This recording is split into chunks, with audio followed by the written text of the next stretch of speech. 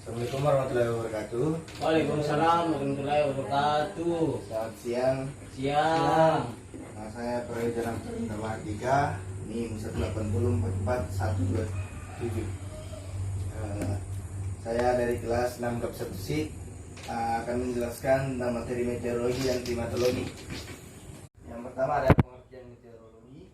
Meteorologi adalah studi ilmiah tentang atmosfer yang berfokus pada proses cuaca dan peramalan peristiwa itu terkait oleh variabel-variabel yang ada di atmosfer bumi. Faktor utama yang terdiri dari ilmu meteorologi merupakan suhu, tekanan barometrik, kelembaban sinar matahari, dan interaksi masing-masing variabel serta variabilitasnya.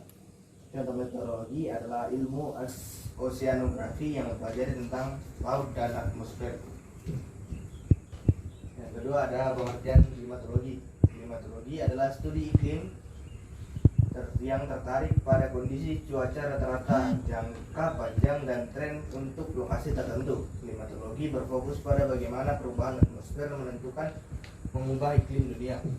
Klimatologi fisik mempelajari proses-proses yang mendorong iklim dan dapat digunakan sebagai rekonstruksi atau prediksi.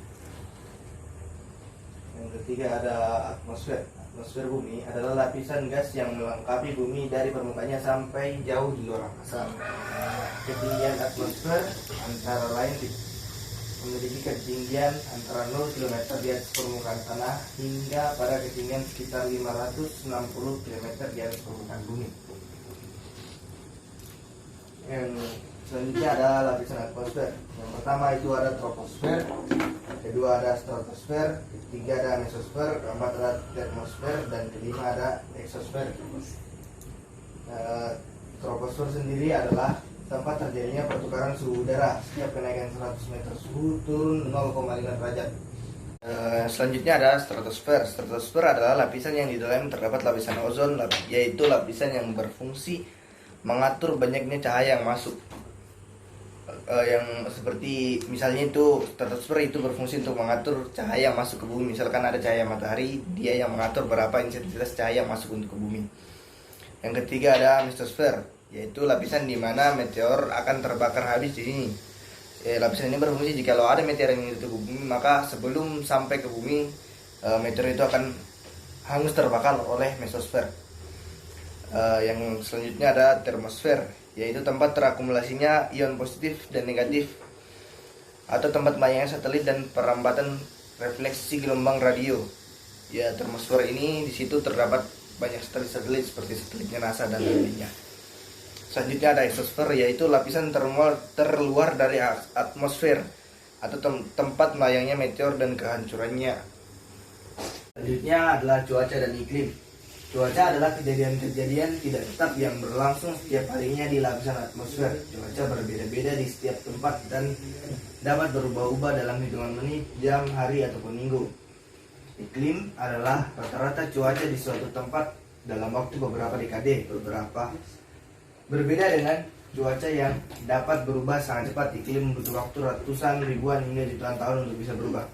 Contohnya dari cuaca adalah hujan, seperti musim hujan, cuaca hujan. Hujan terjadi hanya beberapa menit, jam, ataupun hari. Sedangkan iklim itu seperti misalkan ada musim hujan dan musim panas. Ketika musim hujan butuh waktu berbulan-bulan untuk bisa berubah kembali menjadi musim panas. Di sini terdapat perbedaan cuaca dan iklim.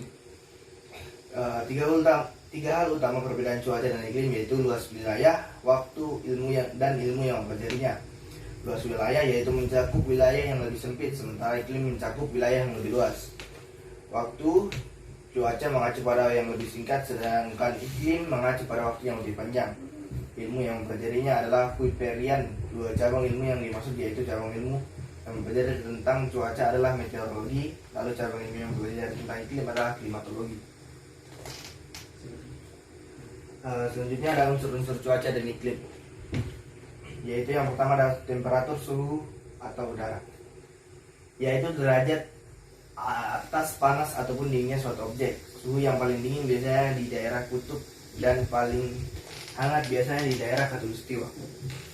Tekanan udara yaitu berat massa di udara sekitar kita yang memberikan tekanan pada apapun yang disentuhnya. Yang ketiga ada kelembaban udara, yaitu kadar uap air yang terdapat dalam udara. Ada dua jenis kelembaban udara, yakni kelembaban relatif dan serta kelembaban absolut. Selanjutnya ada curah hujan, yaitu tingkat intensitas hujan pada suatu daerah. Selanjutnya ada angin, yaitu pergerakan udara yang disebabkan oleh adanya panas yang tidak merata di bumi. Perbedaan intensitas penyinaran matahari. Sekian dari saya. Wassalamualaikum warahmatullahi wabarakatuh.